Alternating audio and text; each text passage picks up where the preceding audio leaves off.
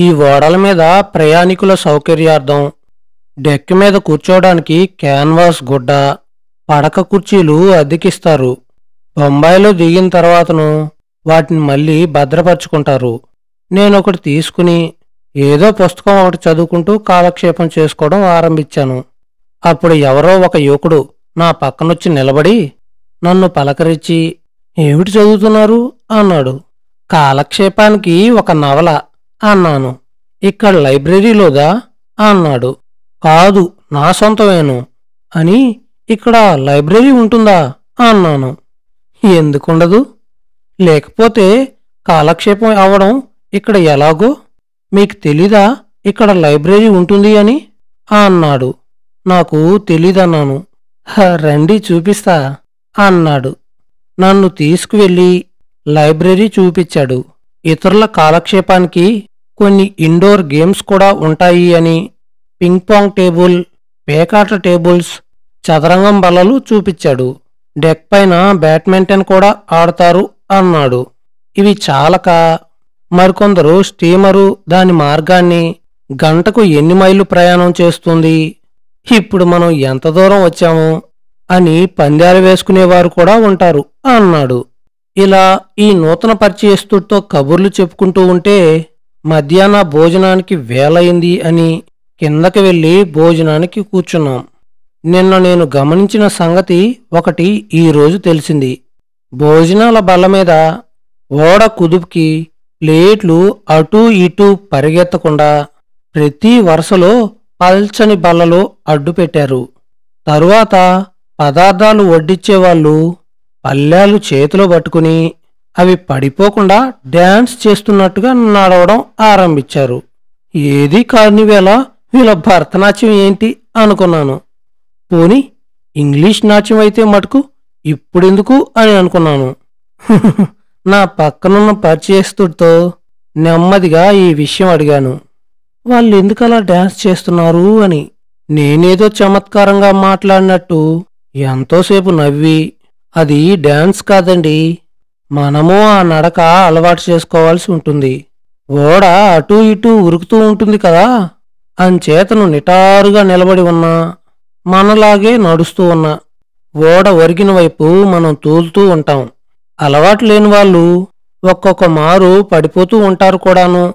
అంచేతను ఓడ ఒరిగిన వైపు కాక ఎదరవైపుకు మనం వాల్తూ నడుస్తూ ఉంటే ఎంత తుఫాన్లో అయినా మనం పడిపోయే అవకాశం ఉండదు. అందుకని ఈ వేళ నుండి మీరు కూడా ఈ నడక అలవాటు చేసుకోవాల్సి ఉంటుంది. లేకపోతే చాలా ఇబ్బంది పడతారు" అని హెచ్చరించాడు. కొంచెం ఇంచుమించుగా ఆ పూటంతా ఈ డాన్స్ లాంటి నడకో, నడకలాంటి డాన్సో అలవాటు చేసుకోవడానికి ప్రయత్నించాను. కొంతవరకు కృతార్థుణ్ణయ్యాను అని అనుకుంటాను. సాయంకాలం 7 గంటలు అయ్యేసరికి మార్షల్స్ హార్బర్లోకి మా ఓడ ప్రవేశించింది.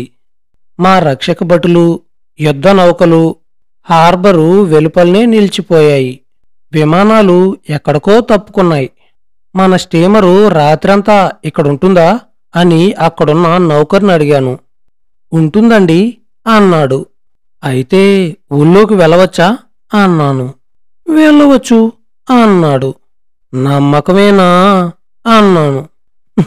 "నమ్మకమేనండి, అయినా 10 గంటల్లోపు వచ్చేయండి" అన్నాడు.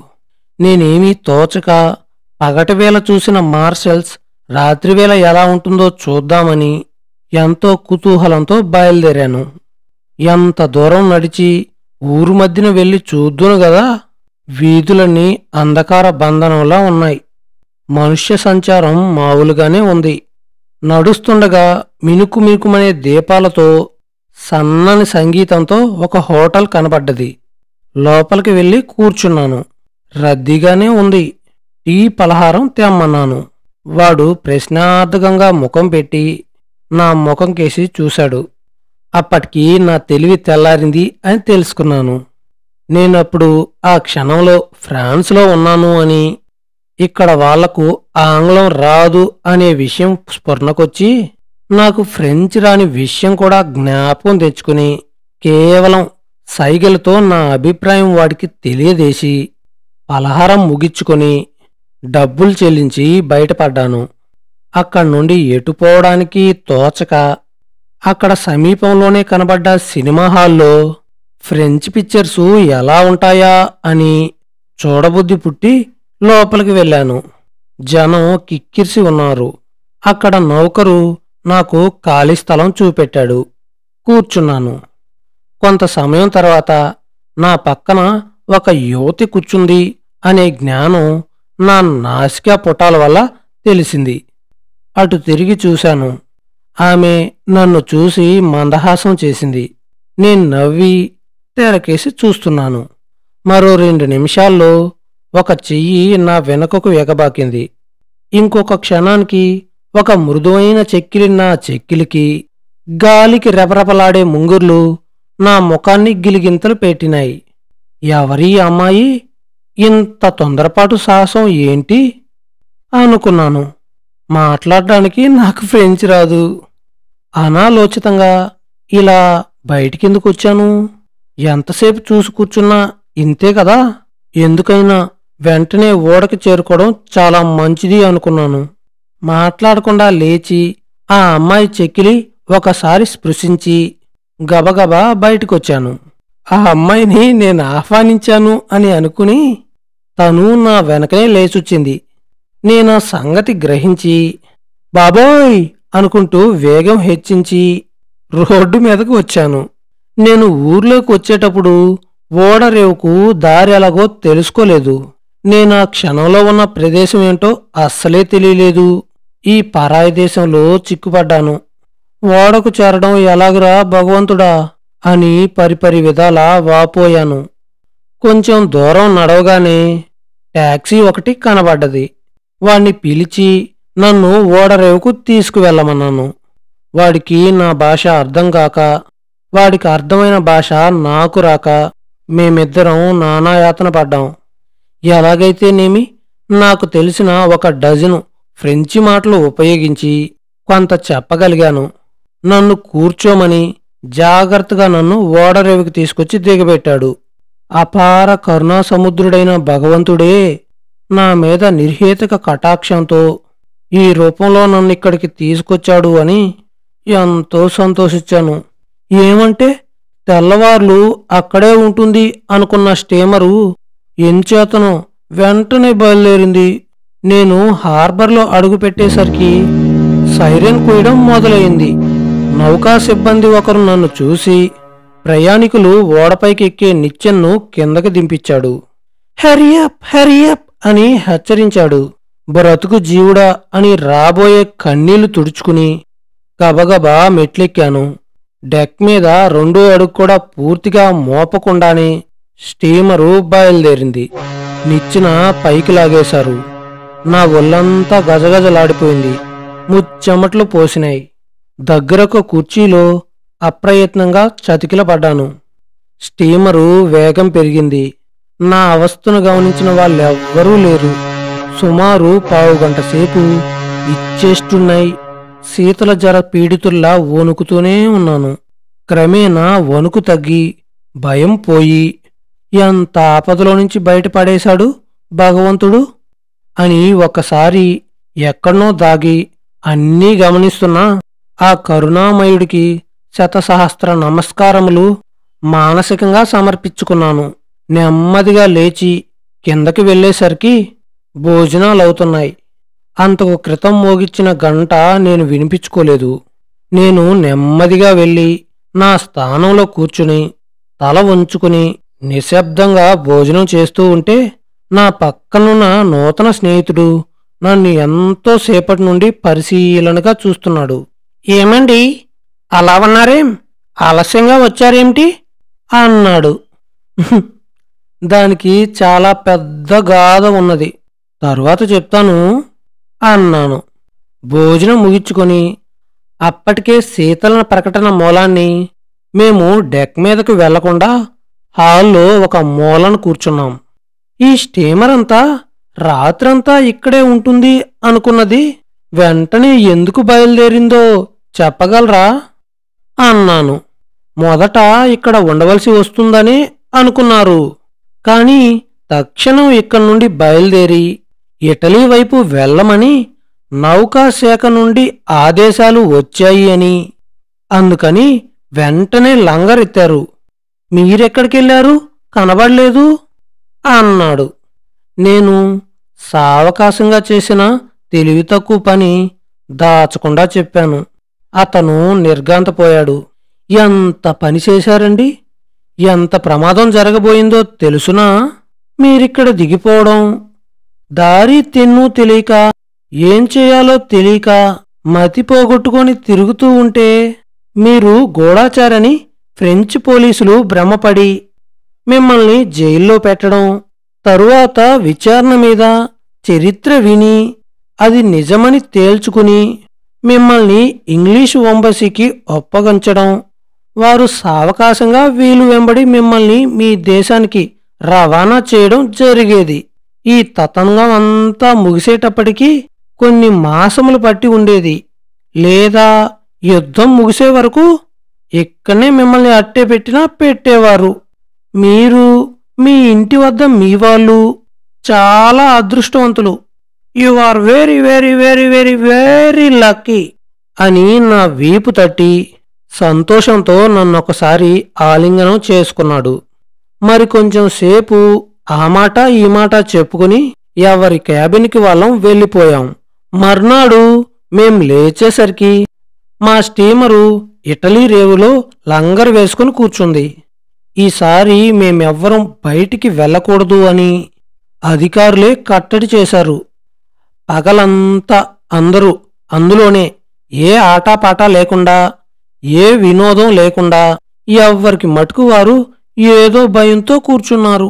స్టీమర్ మీదకి అనేక రకములైన వినోద వస్తువులు, ఎంతో అందమైన చిన్న చిన్న చెలువురాతి చక్కడములు, వెండి వస్తువులు అమ్మకానికొచ్చాయి.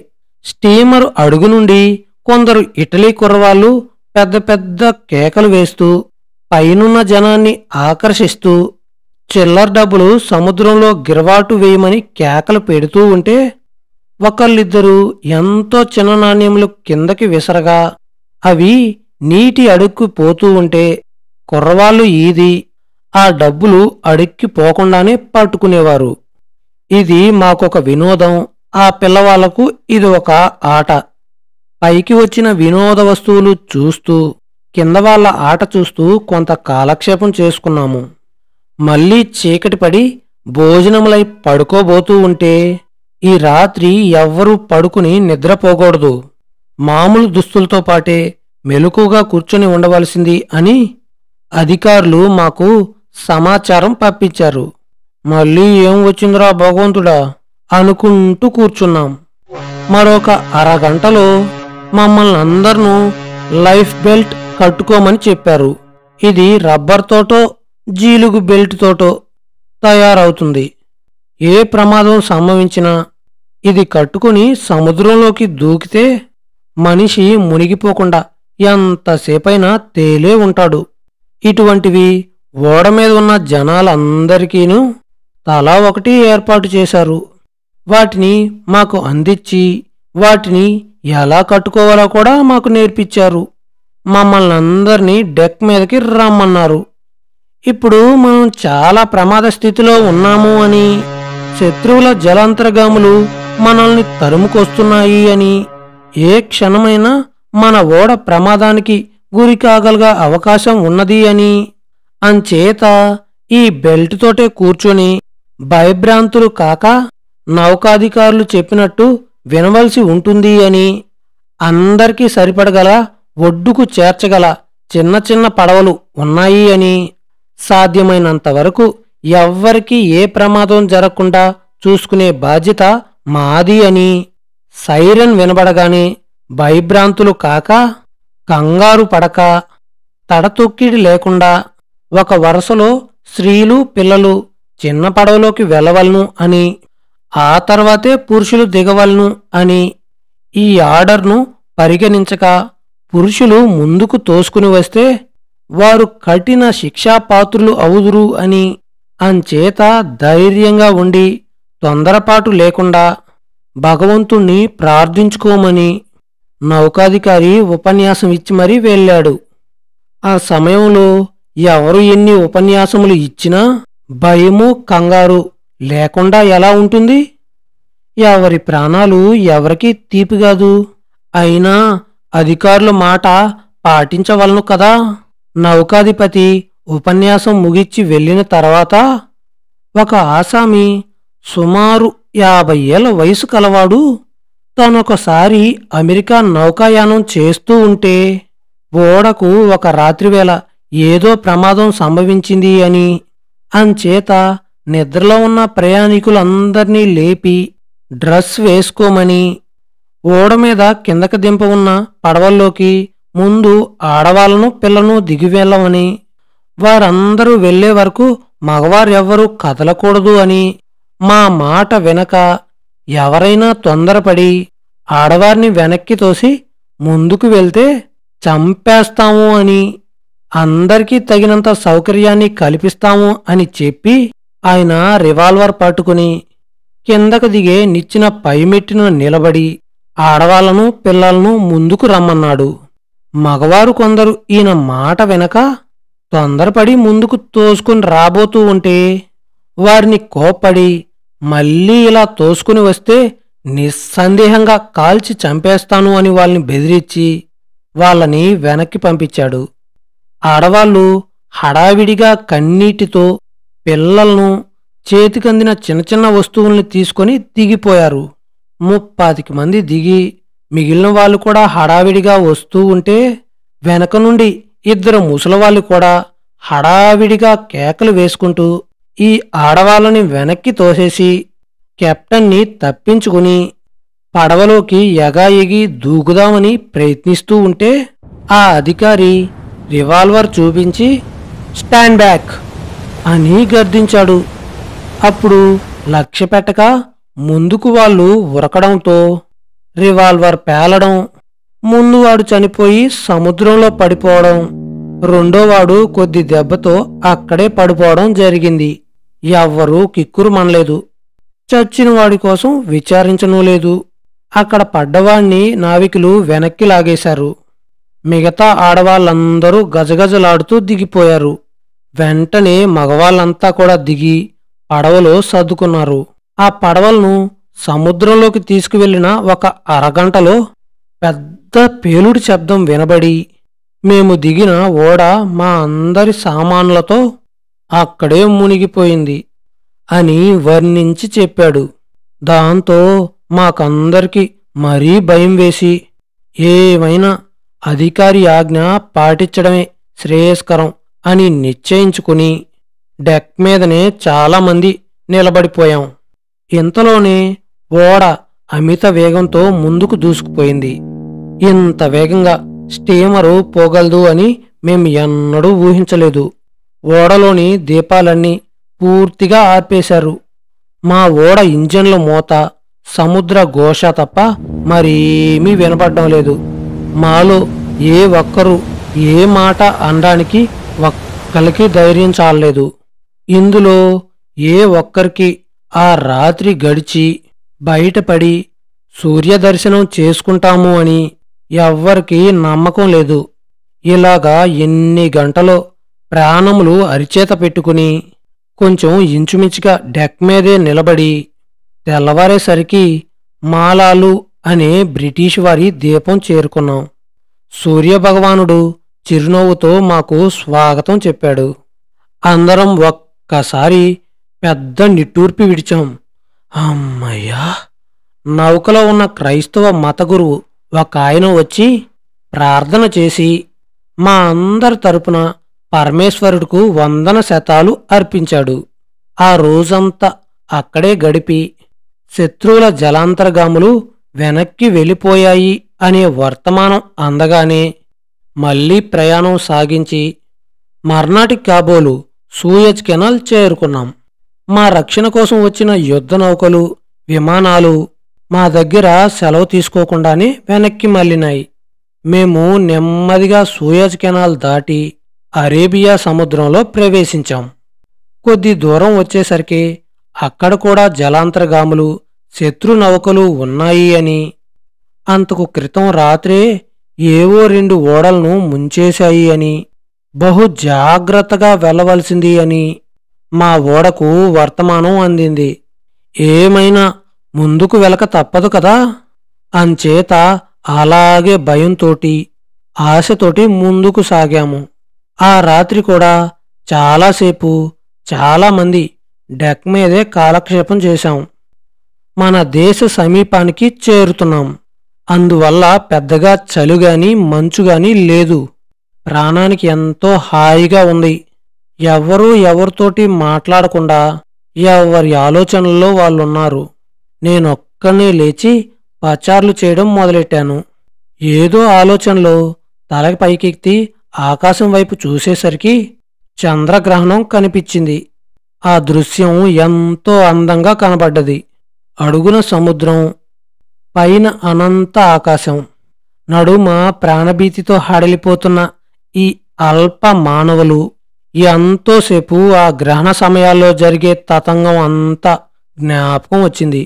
ఎలాగో ఆ రాత్రి గడిచి తెల్లవారింది. అలా ప్రయాణం చేస్తూ మరో రాత్రి కూడా గడిపితే భారతదేశం సమీపిస్తుంది. క్షేమంగా చేరగలం అనే ఆశతో ప్రయాణిస్తూ ఒకనాటి ఉదయం 8 గంటలకు బొంబాయి రేవులోకి మా ఓడ ప్రవేశించింది. అందరికీ అంతులేని ఉత్సాహం, ఆనందం కలిగింది. ఇందులో ఏ ఒక్కరు కూడా ప్రాణాలతో ఇక్కడికి చేరుతామో అని అనుకోలేదు. పరమేశ్వరుడి లీలలు తెలుసుకోవడం ఏ మానవుడికి మాత్రం సాధ్యం? ఇక ఆ తర్వాత ఏమైంది అనేది మనం తర్వాత ఎపిసోడ్లో తెలుసుకుందాం.